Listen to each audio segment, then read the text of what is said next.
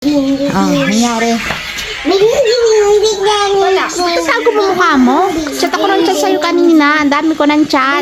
Kala ko nasaan ka na. Wala akong data. Naka-tricycle ka, may data ka pa? Kaya nga, April lang yun. Oh, kaya Tsaka, nga. yung ano ko, di ba, parang gubat yun.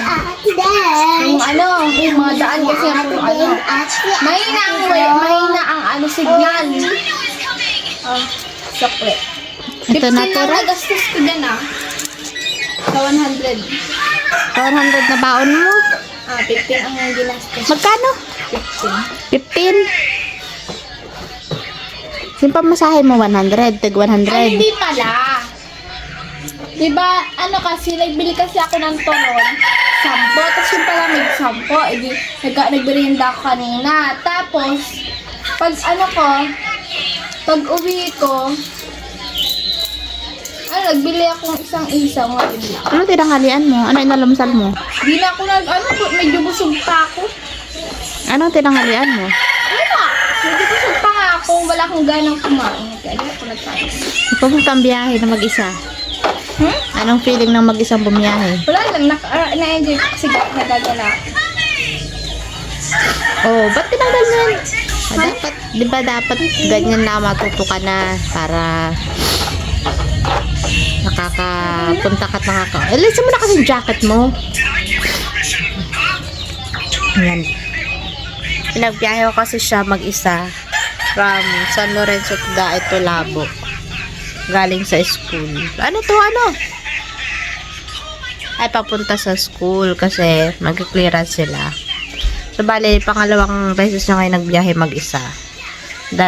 Sumakay siya ng jeep, tricycle, bus, then vice versa. Kaya, ayan. Marunong mo siya pumunta ng Labo mag-isa. And, umuwi rin syempre. So, dapat talaga matutunan na niya yun. Kasi nga, para marunong siya bumiyahe. Para kahit di ako kasama, kaya niya. Ano? Wala tayong ulam pa. Bumili ka ng ano? Bumili ka na lang ng ano dyan sa... Lucky Me na lang. Ang gusto mo? Pansit Canton. Puro pansit canton. Puro pansit Canton. Di ka naman kumain. Bumili ka ng Lucky Me na lang. Pause. Ami, di ba ito yung nakatanak ng ano, di ba nagsakay ako dyan ng jeep, Papunta pa lang doon. yun pala ako. Tapos andun ako sa unahan, tapos may katabi ako dito. Unahan, may katabi ng driver? Oo, andito ako. Hindi ako katabi ng driver. Di ba andito yung driver? Andito ako, Diyan. Ayusin mo yung anong kumpraba. Tapos? Tapos, nagsisigil na yung, conductor. Tapos, ang pagkarinig, pinabit ako ng ng katabi ko. Ang pagkarinig ko, mabayad pala yun. Akala ko kasi may mabayad akong aabot kasi andun ako sa unahan. Kaya nakaganda ko dun sa conductor. Hindi ko alam. Tapos bigla ko na-realize, ay mabayad pala. Nakaganda ko, nag-aabang ako dun.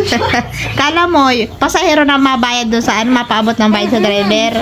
Kaya, Pala, konduktor pala naninigil ang pasahe. hindi ko masyado nag-gets yung sa akin. Ay, di tinawanan ka ng konduktor. Hindi, yun lang katabi yung nagsabi sa akin. Ayun. Matapos. Ayun. Na-realize ko. Di ko pa rin nagtatawa ko habang nasa jeep. Na-realize ko na pala. Magbabayad pala. Magkano binayad mo? 20, 25. Ay, 100 at 50. 100 nga, 100. Magkano sinukli sa'yo? 50, 60, 75. 25 lang pamasahe yung estudyante. Kaya matuto ka ng biyahe mag-isa ha. Para pag kinakailangan. Alam mo, di ba nakatulog ako nun? Tapos akala Sabi ko huwag makatulog sa biyahe. Pero na lang kung naka-iglip. kabisado mo na.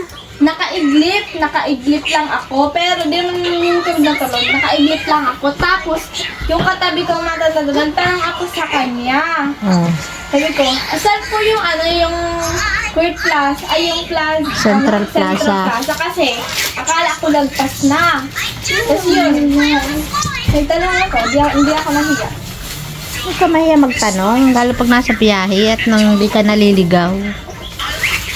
Tapos alam mo, Mami, yung pagpunta ko doon, yung jeep na yun, papunta ko rin, yun rin ang sinakyan ko. Papunta dito? Merong jeep rin. Ano kay Lalo yun? Tapos nakakainis baga kami. Paano, yung kandi ang conductor babae siya. Tapos, ano ang tawag doon? Sikip na kami. As in, sikip na kami. Wala nang maupuan.